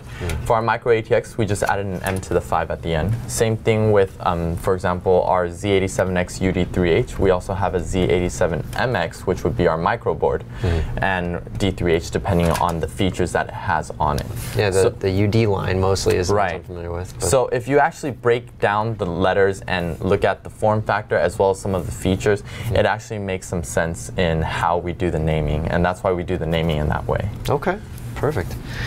Okay, Blake wants to know, will Gigabyte make a gamer board for around 190, let's see, pounds, I think that is? Oh, from the UK? Yeah, and or about $300 US. $300 US gaming board. Our micro ATX should be running around that price range, so if that's something he's looking for, he can definitely check out the micro ATXs that we have for our gaming series. Okay. Perfect. Let's see, Smokey asks, what case fans do you recommend? The case fans I recommend, again, for me, my case fans, I use, for my personal system, my CPU cooler was a closed-loop liquid cooler, so I went for quietness versus full-on performance. So a lot of it is quiet. Case fans, I stuck with what was stock, so I have an Antec case, so whatever Antec put in it, that's what I had. Other than that, I like to use Enermax. Enermax has good case fans. Cooler Master has great case fans. It really depends on what you're looking for. If you're looking for the different ball bearings, the different sizes, different companies will use different technologies in their case fans. Nice. Okay. I know, Paul, you like Noctuas, right, Paul? I mean, it's hard to not like Noctuas unless you don't like the color, but they're just expensive. Actually, the Scythe Gentle Typhoons are an old favorite of mine. I actually just got a couple new ones, although Scythe, I believe, does not import to the US anymore. They might under some other names, so you can still find them out there. But those are really great fans. Since the closed-loop coolers have become so popular, I've really been keeping an eye out to try to have a good tally of options for static pressure fans, and definitely the Noctuas are kind of the top of the heap when it comes to that. The Gentle Typhoons do a great job. Gelid has some. The Gelid Wings series are pretty good. Enermax, I think they're Magma. I forget. We were supposed to get some of those new ones. Didn't you recently get some Enermax fans? I did, but I used them for a build, and they're not actually for anybody else. Anyways, we'll get into that later. You're saying they're mine, Paul, and you cannot have them? Yeah, no, it's not like that. It was a special request for that particular person for that particular build. I see how it is. So that was what. Yeah, well, not sharing. Yes. Minecraft Mob Slayer asks, he basically just had a question for you specifically, Leon. Will Gigabyte ever make a power supply? Gigabyte actually does have some power supplies. So we do have power supplies. You might be able to find them online. I know we haven't really done a lot in the US, so you might not be able to find it as easily as you find like the Corsairs or the Cooler Masters, but we do carry this line. So if you want, you can check online. Maybe you might find it on Amazon, on eBay. And of course, with any Gigabyte technology, we do add some unique features, so definitely check that out as well. Perfect. He had a second part to that question, actually. Gigabyte motherboards with wireless AC. Are you going to have anything implemented like that? For the wireless part, we do see a lot of manufacturers, even us, we do provide wireless cards, as you see here. This one is a wireless N, and it comes with Bluetooth. But AC, with it being such a new technology, it might not be adopted till the next generation. So, in regards to that, it should be coming out. Okay. Yeah, but it's just a matter of time, as always. And there's the Intel. Intel wireless. This is a wireless AC. Again, AC is for gigabit wireless speeds if some of the users don't know. Yeah. And you have to have a wireless AC router, which a lot of people that do have wireless right now, they're not going to change out their $90, $100 router, wireless N, just for an AC, just because it's upgraded. I've talked to quite a few wireless router manufacturers out there, and they are willing to bet otherwise. They think that they think that based on the number of the average user in the household has X number of devices, something like 8 or 9 per household. They're saying that the need is there. People just aren't realizing it. But I mean, if you have, let's say theoretically, let's just say you have a wireless N at home. It goes up to what, 350 now? Right. So if you're going up to 350 megs and you're using it for web browsing, YouTube, regular household stuff, it's gonna be fine for that. Right. I totally agree with you. What's gonna be that motivation to push them to get that AC that can kick gigabit speeds? Because even a lot of home users who have routers at home, they're not using gigabit Ethernet. They're using just a regular Cat5. And even then, your phone or whatnot won't be able to. But I get all of that. They're considering the fact that the CPUs that are being installed in them now are so much faster, so that they're saying the throughput would help with 8 or 9 devices. So, Well, it definitely, it's hard to say for us. We see it how we see the industry right now, but they might have their own forecasts. So we'll just have to wait and see. And I always prefer wired. If I have the option, I will always go wired. Just less interference, less worry about disconnecting. I like wired too. Especially when I game, I can't have that happening, man. I can't die because. Speaking of gaming and Ethernet, did you know our gaming motherboards have the killer NICs? Yeah, Athros chip, right? So that's awesome. These are perfect for gaming. It reduces lag, it pre-buffers, stuff like that. It prioritizes what packets are coming in and out, and it gives you better performance overall on your gaming. So if you do any like RTS, you won't have like armies suddenly disappear off your map, which is nice. It's a good point. It's a very good point, Leon. All right, another question for you is Gigabyte going... Actually, if I can interject real quick. Of course. Would there be anything to prevent somebody who bought this motherboard, because it does come with the little riser card with the PCI Express, mini PCI Express slot, would there be anything preventing somebody from dropping in an 802.11ac card into that and then upgrading their system for 802.11ac? I believe that this card would be this card allows for this mini PCIe. So you can actually change this out if you're willing to purchase an additional card. But again, like this is a wireless N. So the fact that you would want to do that, it's kind of hard. I believe this is a wireless. But just for the dude who asked that question. Right. So it is, if you want, you can actually switch this out. It's just a little screw. Buy another wireless AC mini PCIe and just slot it in, screw it down, and connect the antennas, and you're done. And those are available for like $25, $30. Right. So it's not a huge expense or anything. If you do want to update to that, once you've got the environment set up in your home, because like Steve said, you need the router. You need the router. Yeah. You need the back-end support. Yeah. Right. Front to back. Okay, so Leon, another question for you. Is Gigabyte going to produce SSDs or coolers? SSDs and coolers. We've had a cooler before. We actually had a liquid cooler before, but I don't see us coming out with SSDs anytime soon. SSDs, they have a lot of the SSD manufacturers, they have a fab or they search for it. But I mean, anything's possible. So it's hard to say whether or not we will in the future. But I know in the short term, we don't have any SSDs. Okay. I have a question for Leon. What's up? When I was at Computex this year, I saw a Gigabyte table lamp that had a built-in optical drive and card reader. A table lamp? Yeah, it was like a little white, like desktop lamp. Really? And in the base, it had an optical drive in one, a little USB hub, and a card reader. And I was just like, oh, that seems like a good idea. It's a nice grouping of things. It's a lamp. It's an optical drive. You just you got a laptop, right, or an Ultrabook or something like that with no optical drive. You just set it down and plug it in, and then you have your optical drive. You've got a card reader there, and you've got a couple more USB ports. So I was like, hey, that seems like a pretty useful little, especially for like a dorm room or something like that. You should have brought one back for me. Did it have 2 USB plugs going out of the lamp? Or was it a single plug going into the computer from there? I forget, but if you look at our Computex coverage, it's in there. You covered it. I talked about it briefly. That's pretty awesome. I remember that. It was fun. Yeah, sometimes they make a lot of neat innovations outside of the country that we might not see in the U.S. I have a lamp from Taiwan as well, but it has like USB ports on it, and I wouldn't find that here in the U.S. Nice. So. Do you have any lamps that look like a woman's leg with stocking on it? No. I think that you find in the U.S. though. Yes, that's easy to find. Yeah, Christmas story reference for those who don't know. It's like Steve's creepy. Yeah, exactly. It's like there's 2 reactions to that. Either Steve's really creepy, or like, oh, that brings back such fond memories of that family movie. Just polarize the entire chat with one statement. Leon's double checking my work here. Yes, hey, all right. Front panels are connected, but they should be. Okay. Yeah. Right. Yep, it's good. Leon approves? Yes. Okay. Leon's stamp of approval. We may proceed then. We have. So there's only 2 fans in this case. We should start on the cooler then, huh? Yeah, that was going to work on that. There's only 2 fans though, right? Front and back? Front and back. Okay, so fans are connected, and cable management is underway. Actually, let me route this back for our audio. So for this case, there's 2 USB 3.0s and 2 USB 2.0s in the front. Did you want to connect that right now, or did you want to just wait for the end? I'm going to connect it right now. You're going to connect it right now? All right. Unless you want to fight. If you want to fight me, then. No, I think I'll let you take it then. Just kidding.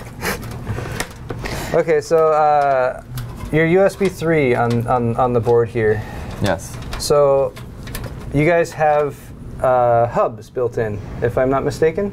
Right. Built in on the board itself. Right. So does that, here's something that I come across a lot when I'm working with the motherboard. If I plug, say, mouse keyboard into the USB ports on the back, sometimes it's not always evident which ports are native.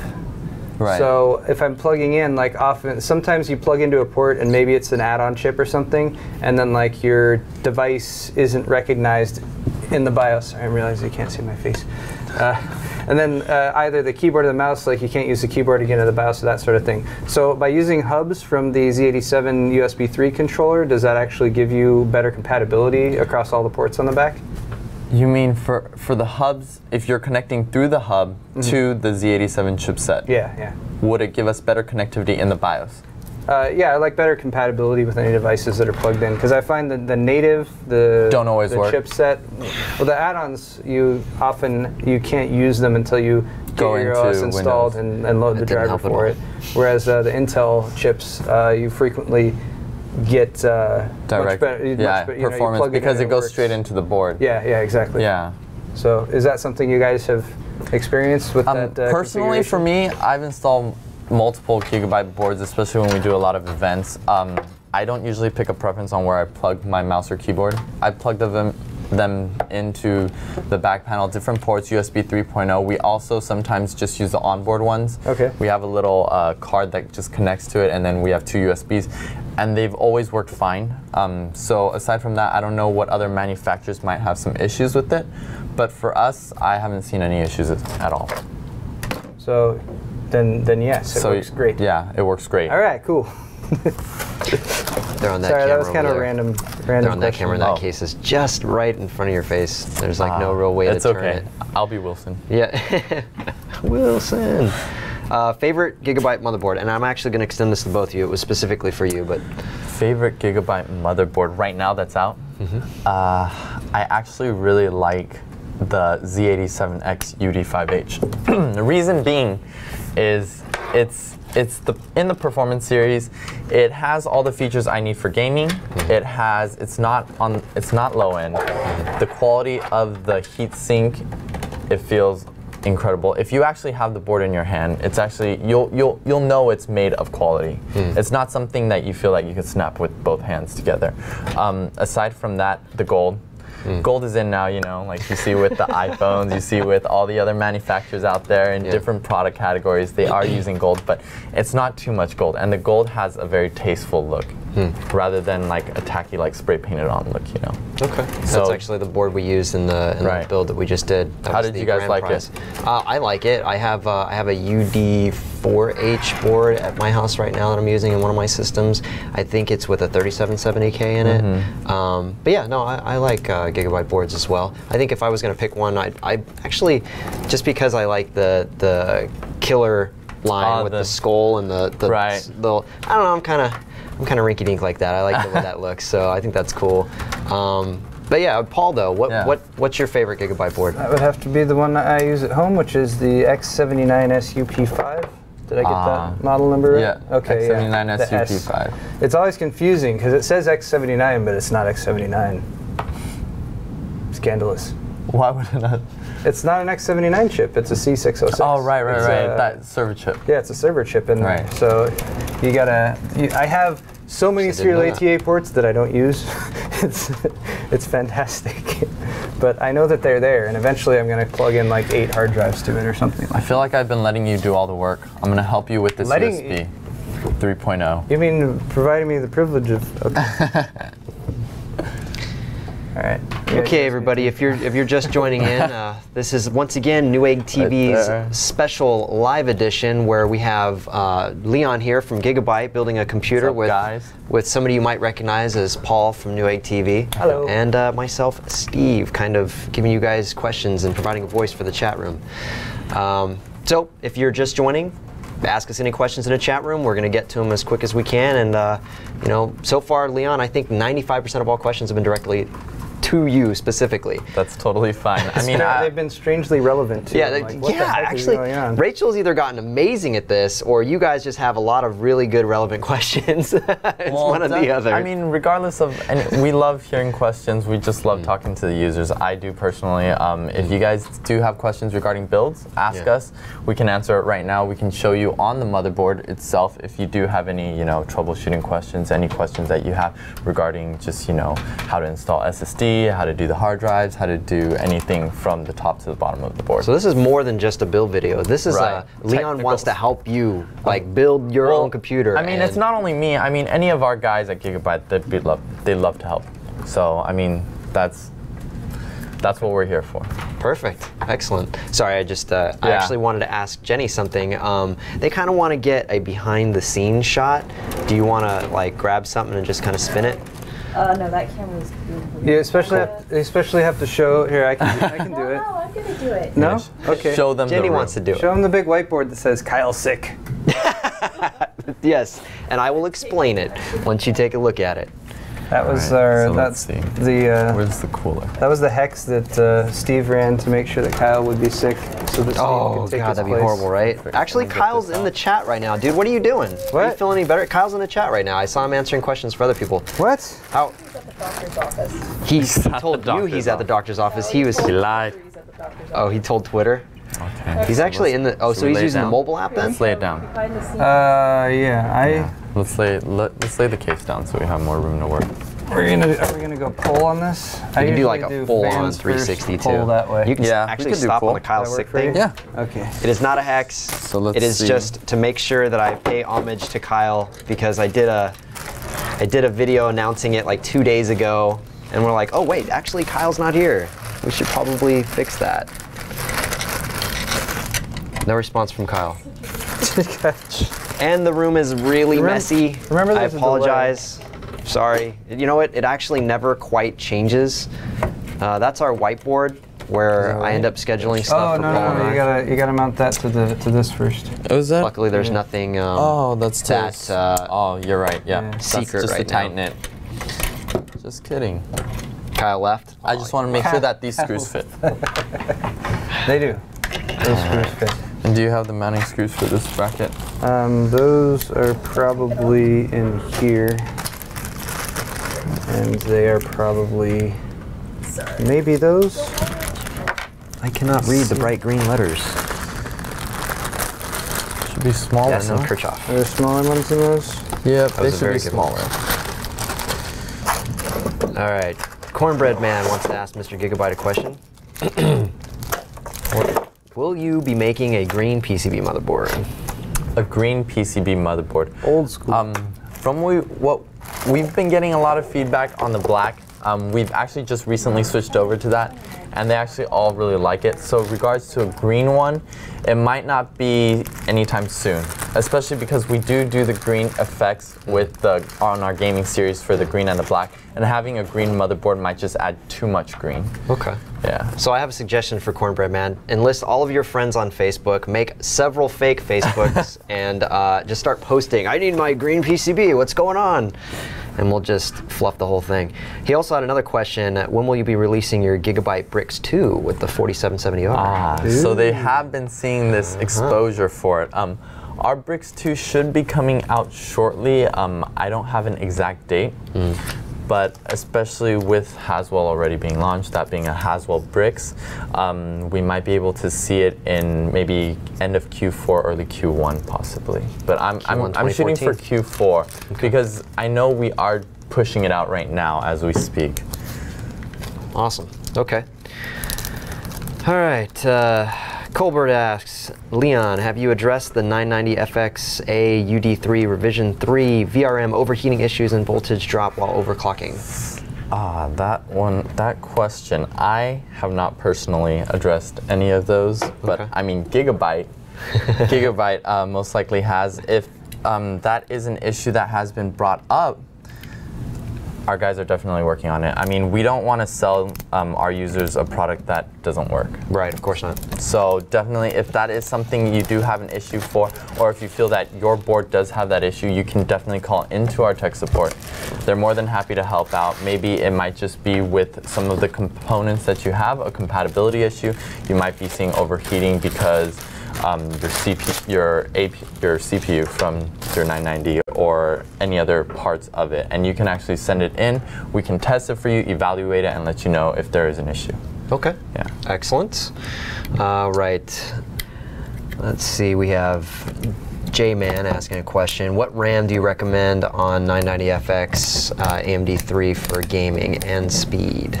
So, what mega transfers per second speed do you think?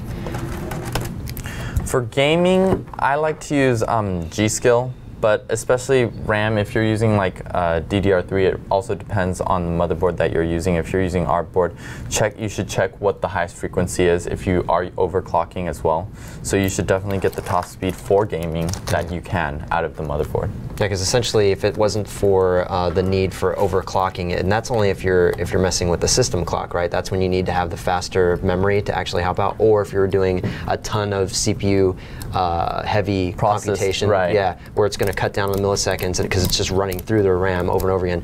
For me, gaming, I found, if you are a gamer, I don't know if you are or not, I found that I usually just try and find the best price RAM for the highest speed that I can get, and usually that's the 1866. 1866. Yeah, I mean, I used to get 1600 all the time thinking that was the cheapest, and I realized there's only like about $3 difference on Newegg's site. So I just started looking for the highest I could get for the certain speed, and for gaming it doesn't really matter that much to me. I'm not overclocking anything beyond just setting the multiplier. So I just get a K processor and tell it, I want to go this fast, you know, and get a nice cooler, and then I'm usually set. Yeah. Paul, on the other hand, he will go all out on overclocking. Paul, what do you like on your memory for gaming? For gaming? Yeah. Doesn't matter. Doesn't matter for you? See, he knows. If you're at 1600, unless you're running internal graphics like an APU or an integrated GPU from an Intel chip, it's pretty much dismissible, the difference going anything 16 to 1866 or 2133 or anything like that. So I go more for stability with memory. I do run higher speed memory while I'm benchmarking, just to try to eliminate any possible bottlenecks that might be there. So I've been running 1866 on the test beds back there when I run it. But yeah, I think the best use for really fast memory right now is if you're running an APU, because they're sharing it. The integrated GPU shares memory, and having much faster memory available to that iGPU will give you a pretty nice bump in performance. Nice, excellent. Yeah. Okay, another question. When will Gigabyte implement DDR4 on their motherboards? DDR4, huh? I don't think that's up to Gigabyte, is it? Yeah. I guess not. The standard. Scuttlebutt has it so far, and I can't confirm or deny this because I don't really know myself, but Haswell E is supposed to use DDR4. There you go. When it comes out, and then possibly Broadwell when it comes out, but we're probably not going to see Haswell E till late next year, if anything, and Broadwell probably not till 2015. I'm hoping we're gonna need that. I'm really hoping we have clearance here. Yeah, actually. we should. Right here. Yeah, it'll clear. Okay. Okay. Oh, all right. So we're only an hour and a half in. We are? And we've only done the SSD. We're flying. No, we've done the motherboard. Right And the motherboard and the CPU. The CPU took. Have I been spending too much time with cable management? Is that? Well, let me see. Let me get the RAM. We'll just do that. That'll get us another halfway through. Hey, there you go. You just got to click that in. You know what? I'm having fun. So you guys take the time you want. Jenny, on the other hand, she's hourly. So technically the fun is all in her pocket right now. So Vu is in the back right now freaking out. Oh, God. Like, how do we get this done any faster? Crack the whip. Anyway. Who's Vu? Yeah, Vu, Mr. Lamb. I'm sorry, Mr. Lamb. I forgot. I've known him as Vu for far too long. Right. Okay, Leon, another question for you. The M5 board. Am I forced to use water cooling on it? And in fact, I think you just showed us that it has the barbs are there, but it's not. Right. So you can use your active or passive. Passive being you can use it just as a heatsink itself. The active being it can work as double as for custom water cooling. If you want to do that, you can connect your water pipes here and then run water through it for liquid cooling. Perfect. Okay. Turtle Kingdom wants to know, is there any other way to contact Gigabyte besides Facebook? You can definitely call into our tech support customer service. I believe it's option 4. So whoa. How often do you ever have to give that number out? You're like, hey, hold on a second, it's on my card. So we want to let them know, you know, this is a good way to talk to somebody. Personally, for me, when I ever call into any tech support location for any issues that I have from phones or anything, I like to speak to a person, and that's definitely the case. So if people ask, you know, they can call into Gigabyte, and you just see if you want to do tech support, customer service, and our guys will help you out with that. Perfect. I like to shoot an email out actually, because typically if I don't always have time to wait on hold. Not that there would be a long hold, but I'll be in the car trying to do 2 things at once, or you know, at lunch, and I don't want to be on the phone. Just send out a quick email, and eventually they'll get back to me, and I'll handle it. But yeah, you can do email as well. So if you want, you can actually check our website. That's gigabyte.us, and then you can find all the information you're looking for there. We have our Facebook link as well as any contact us information that you're looking for. Okay, so pretty much everything you want to go to gigabyte.us. Right. Okay, excellent. All right, another question for you, and this is specifically for Paul. Me? Yes. Oh. What is your opinion on an open case build? I think it's useful if you do stuff like benchmarking. If you constantly, I would say like at least once a month or more, need to get into your case to remove things or add things or anything like that. If you're not doing that sort of thing, it's a little bit less practical because you are exposing your innards of your computer, which generally should be protected, to the elements and dust and hair and, I don't know, little kids if you have siblings or that sort of thing. What happens when I put my finger in the fan? Yeah, so it makes sense if you do a lot of testing and you get lots of different components in and that sort of thing. If not, I recommend a case that's thermal paste for later. Okay, perfect. Yeah. Yeah, good. No, that's great. All right, another question. This is for Leon. What's your favorite food, Leon? Yeah. Oh, food? Yeah, go ahead. Yeah, food. Let's just get personal. Favorite food, man. Let's see. That's a tougher question than any technical question you could have asked. Oh, sorry, what was the question? The question is, what's your favorite food? My favorite food, I actually really love chili cheese fries. I love fast food, like, you know, hamburgers, anything good. In-N-Out, always a good go-to. Awesome. Yeah. But chili cheese fries, my favorite. What about Five Guys burgers and fries? How do you compare them? I've actually never had it, and I've always wanted to try it. It's really good. Yeah. So just put the radiator in, and then see if we can connect the fans off to the side. Did you already do the cable management for this? I had just fed them back through there, but actually, I think we might need to switch to a 120 millimeter cooler. Really? Yeah. Oh man. Unfortunately. Cooler Master. What have you done? Well, the issue we're running into here, and this is a lesson for anyone who's building, in this case with this particular motherboard, going with the fans and the radiator on this side, we have the barb from the water cooling on the board, and it doesn't have quite enough clearance to get past that. So, and it's actually right in the dead center. So I don't think we could do 120 on either one of these. I was thinking we could put a 120 back here, and I have one back at the back of the room. Let's do that then. Let's change our setup a little bit. Just so we can move along here. So I'm going to take that fan out really quick.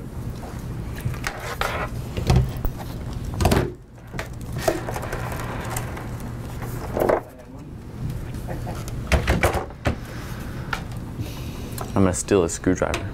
Do it. Oh, it's squeaky. Yeah. That's all right, while you're doing that, I'm going to ask you a couple more questions, Leon. Sure. And Smokey wants to know, what's your favorite GPU? My favorite GPU. I haven't really been running a lot of graphics-intensive applications, gaming as well. Right now I'm using a GTX 670, I believe. It's worked fine for me.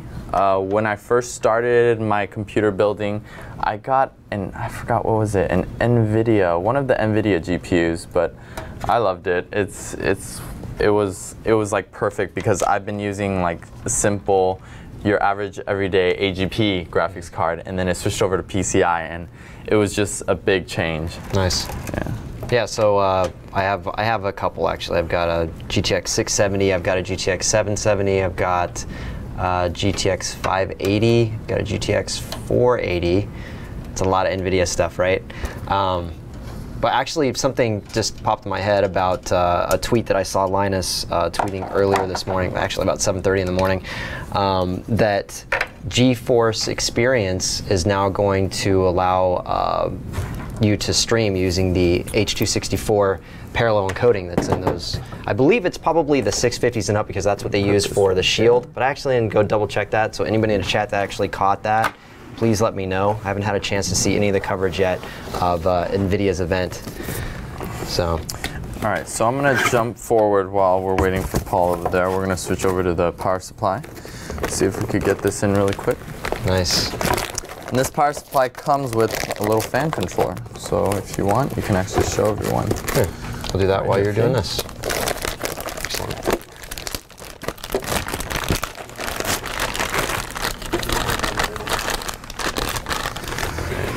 Up a little bit.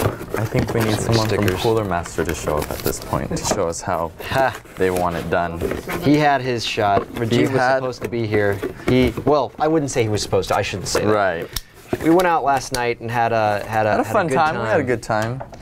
Yeah, we had a good time. A little karaoke-ness. And Rajiv, who you guys probably remember from Cooler Master, has the uncanny ability to do a live karaoke. What is it, like rap? Yeah, it was like a rap. Freestyle, that's what I was looking for. He can freestyle karaoke. What the heck am I talking about when I say that? Essentially, I've never been to the Asian karaoke spots before, and basically they have like a separate room where you go and karaoke. What I was used to before, and I'm not big on karaoke, what I was used to before was going to a bar and just everybody's getting drunk and you just sing it from the entire bar. That's what was normal karaoke for me.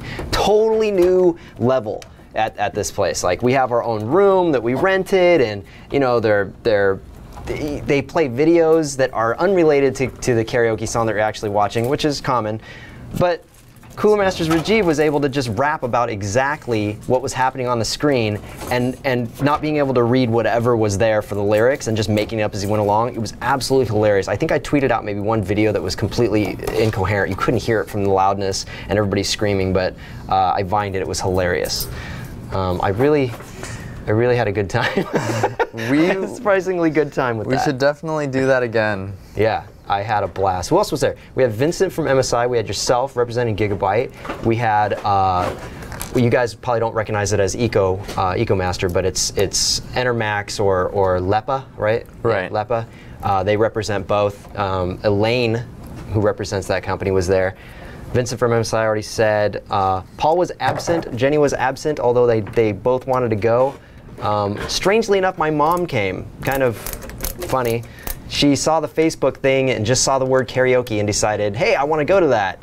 And I had to explain to her, well, this is really like in a work event, but like I trust that you're not going to like post these pictures on Facebook and everything else. So, anyways, I'm going so far off path here. Not sure if you can actually see this. You probably cannot. Jenny, can you help me?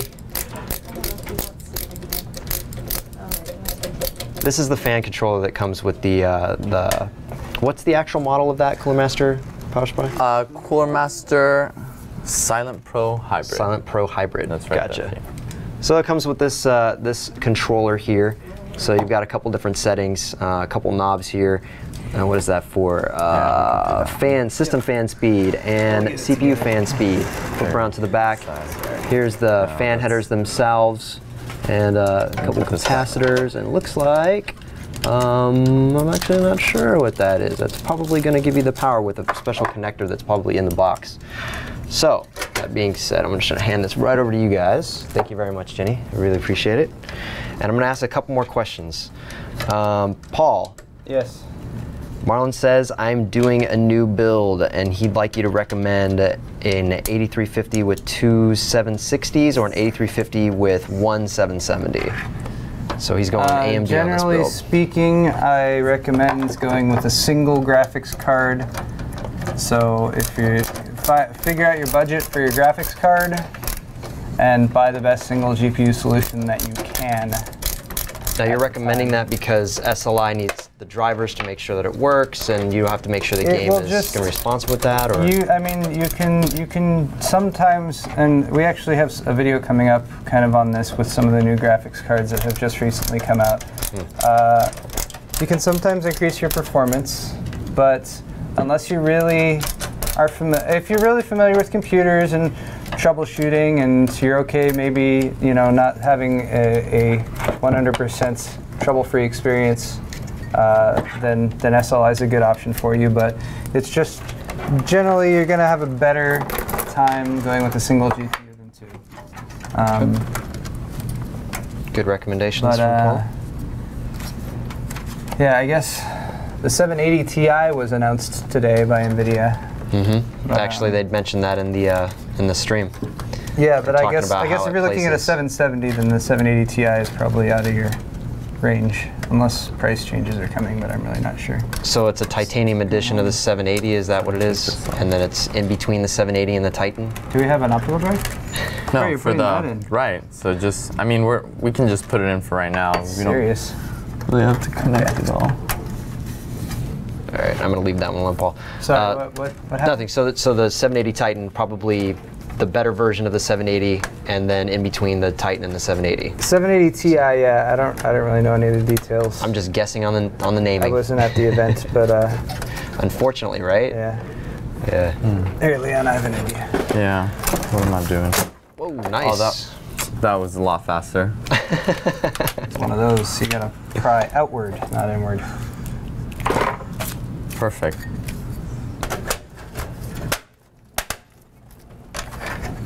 Great idea. Nice. Hey, it's in there pretty snug. Looks pretty clean. What is this? Is this actually? This is like a fan hub built in there? Yeah, it controls, I guess, everything on the fan. I've seen them before. I just never actually plugged one in to try to use it. Let's see, I think I'm missing some screws actually. Oh, I know what happened. Got a question for you. What's up? Litman asks, these are all. For those of us who don't care at all about looks on components, lighting, etc., would you ever just do a dull board that maybe just be priced a bit lower? Wait, if you don't care about looks, then why do you care about how the board looks? I think he's just thinking a lower price point for his performance. Lower price point, okay, yeah. So. And what was he focused on? Like, is he saying he wants to just use cheaper components? I'm just guessing based on his question. He says without like lighting and other additional little knickknacks and little polish. You guys have something in that range. I mean, if you go down the lower end, there's not quite as much bling on the boards. And even in the cases, even if you're looking at you know, those regular budget cases, you can go on the lower end and you'll find one. It's just no side panels. It's just a simple box that allows you to, you know, put what you want in there. Motherboard, graphics card, whatever you need. Okay. He just added on a little something extra at the end of that. If I can ever decide on a case, I'll buy one without a window in the side. After all, I'm looking at the monitor, not the case, to play a game. So he actually sounds a lot like me when I was first starting out in gaming. I just wanted to have the best possible performance. I didn't care at all about looks whatsoever. I just lost the screw, actually. Okay, so 15-minute warning. Is that suggesting then that we are done in 15 minutes? So we have just a deadlock. That's it. All right. And we are zooming through this now. So we are literally down to the last 15 minutes, regardless if this build is done or not. That puts us at 5 p.m. exactly, right? Yes? I guess so. No, it is 5 currently. So we should have sped this up a little bit. Let me get our power supply cables. Okay. You said we had all this time. You told me we had. I'm just kidding. I'm kidding. All right. I'm going to try and shotgun you questions, too. All right. What's the difference between a Radeon 7970 versus the R9 290? They're both made by NVIDIA. Wait, no, that's not the difference. that was a troll answer. That is a very good question. My answer would be mantle support. I do not believe mantle. Well, actually, I can't say that for sure. But I do know that some people have already tried taking a 7970 and a 280X and crossfiring them together. And if you can crossfire them together, well, it's the same ASIC. It's the same. It's like the same GPU on there. So that's why they play nice together. Mount this. They. So yeah, they're very similar. But I mean, I've seen. He's talking the 290 though, just in case you didn't actually. Oh, 290. Yes. Oh, 290 is a completely different GPU. Exactly. It's based on the same architecture, GCN, but it is a larger GPU. It's a fairly significant difference. There's a lot of that stuff still under NDA, so I can't talk about it too much. But oh, then I almost.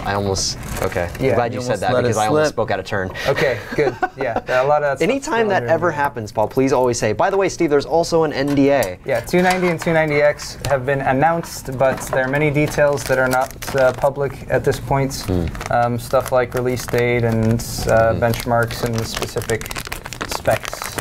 Specific specs? That's kind of specification specs? Specific specification specs are not currently available. All right. One more question for you. How do you guys prevent dust buildup in your cases? Clean it frequently. Yes. How frequently do you clean it? Every 2-3 months or so often, depending on how much I use it. It's far more than me. Right, because right now, I mean, for the newer cases, you'll find that you'll find certain filters on it. So where your power supply is, where your front fans are, you'll find filters that you can actually just take out and clean, and it actually makes it very easy for you to keep the inside of your computer dust-free. Very good. My number one rule for keeping dust out of your case is to not keep your computer on the floor. Oh, that's a big one. I've said this in live streams before and otherwise. Don't put your computer on the floor. Put it on your desk. If you don't have space on your desk, make a little stand. Lift it up off the floor. Get it a good 2 feet or more vertically. The floor is where dust and pet hair and dander and everything collects. The fan draws air in the front of the case and creates a negative pressure zone, so it's going to naturally move towards that if it's on the floor. But yeah, if you keep your case on the floor, you should probably clean it every month. If you keep it on your desk, you can probably go 3, 4, 5 months. And that's actually, I actually bought a little caster to put my tower on, so it's off the floor. Yeah. And it makes it easy for me to actually move the case around. And easier to access it too. I mean, if you're pushing power buttons or whatever and that sort of thing. I don't know. I've always kept it on. Plus, I mean, you build a system, especially if you got like the side window and everything like that. And then you put it on the floor and you can't see it, or you're gonna start kicking it with your foot accidentally in your desk and putting scuff marks on it and stuff like that. And no one wants to do that to their computer. Yeah, I was always taught the larger dust bunnies are closer to the ground, so that's the other reason why you don't want it to ever be on the ground. Yeah. Also, like vacuuming a lot in your house tends to help, I've found. General personal hygiene. Yeah, brushing your teeth actually helps keep the dust out of your out of the computer. Great way to keep your case clean. Completely agree, brush Paul. often and regularly. Flossing helps. Oh, no. So Blake asked you, Paul, specifically, the Asus Sabertooth Z87 or the Gigabyte G1 Sniper M5 for dual GPU and other PCIe devices. So this is a setup question. On the spot. Was that question vetted?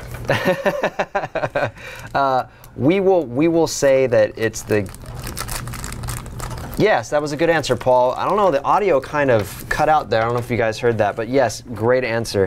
Minecraft. I can do a great answer for that. I think they're both excellent boards. I think the Sabertooth is geared more towards a long-term reliability with the components that they choose and everything, whereas the G1 Sniper I think is geared a little bit more towards being a gaming board. So I think depending on depending on what you're going for, yeah.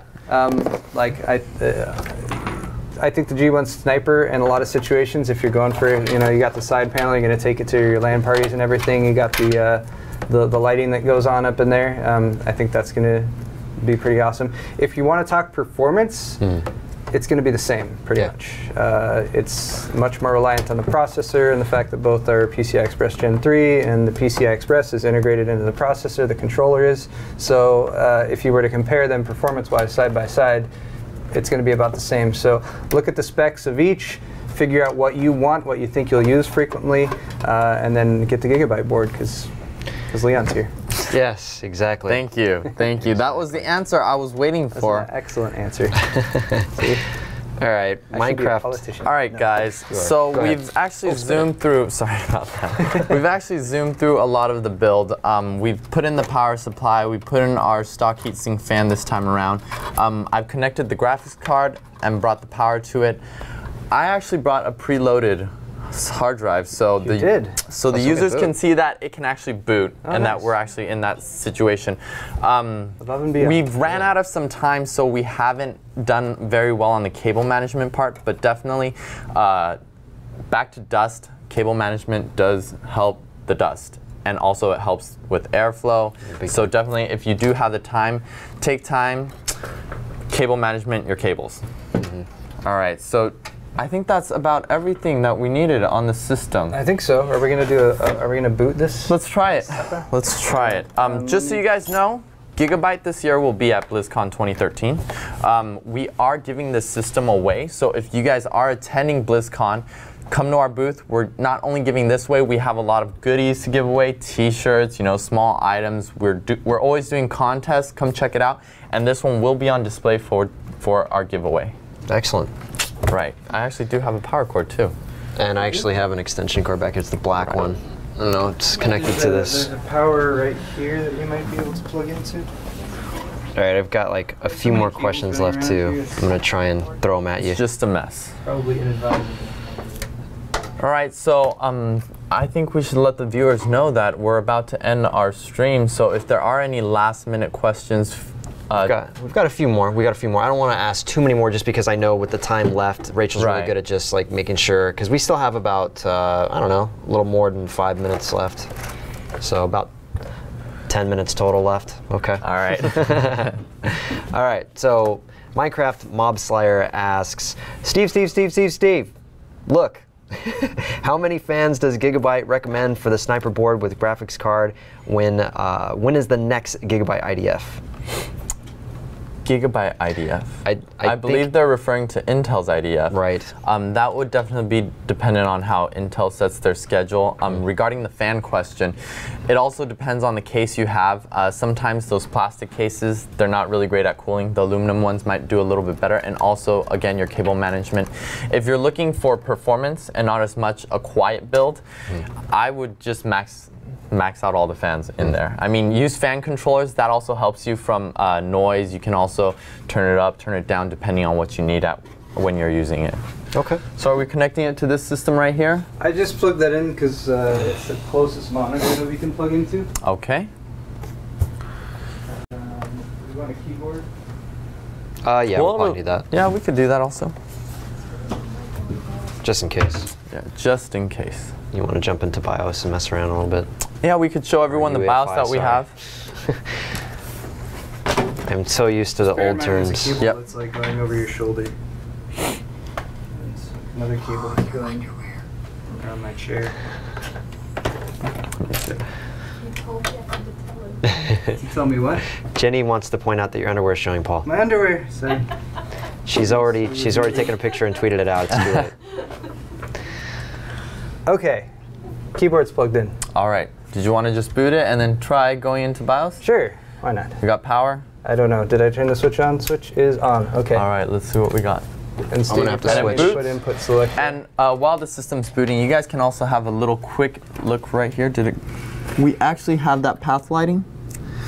Did it shut off again? Did I accidentally trip it? Let me see. Oh, there you go. Shut off and turn back on again. Oh, why is it It's doing looping. that? We might have a short.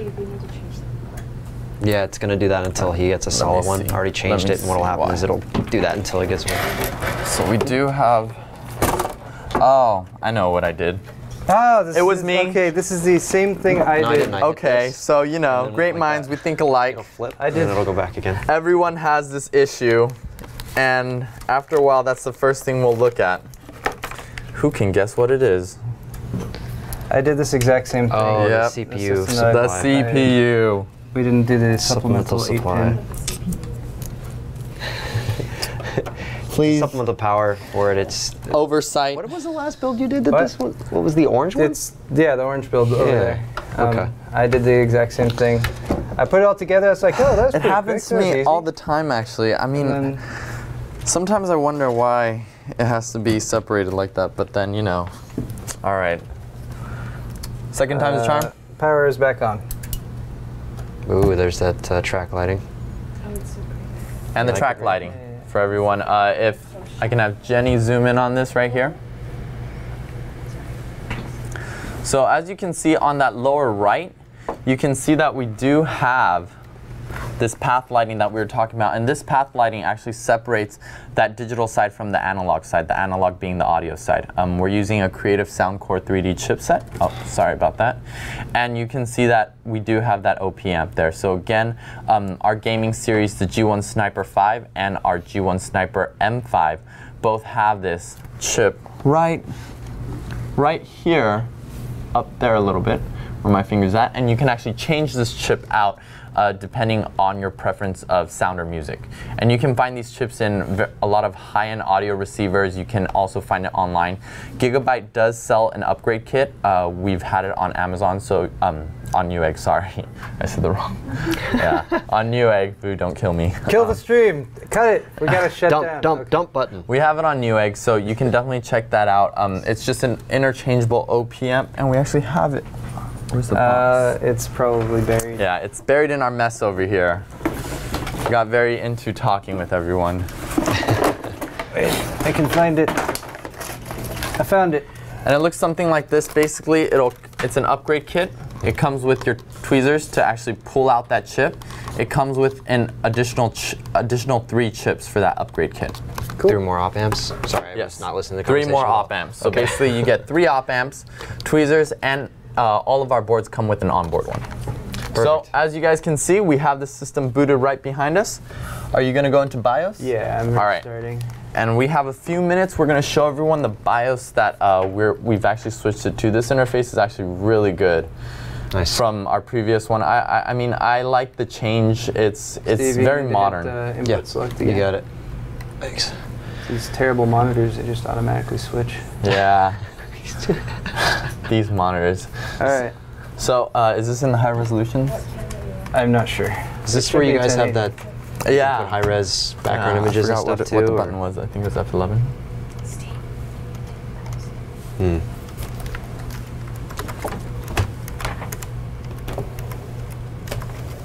I'm just jumping around right now. I'm trying to find the right resolution. Okay, so this monitor doesn't support the resolution to show you guys that full picture, but basically this is a lower resolution of our UEFI BIOS. We do have the higher resolution one, and you can also jump to, if you prefer the traditional type, you can jump to that as well.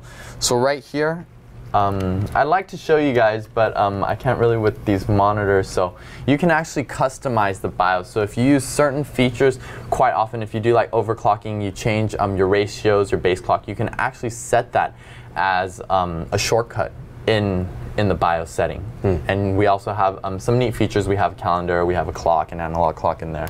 So definitely play with it. You can also change some of the colors. All of this is live, so if we look at the others, you can actually see that the voltages, the timing, the CPU, everything is live.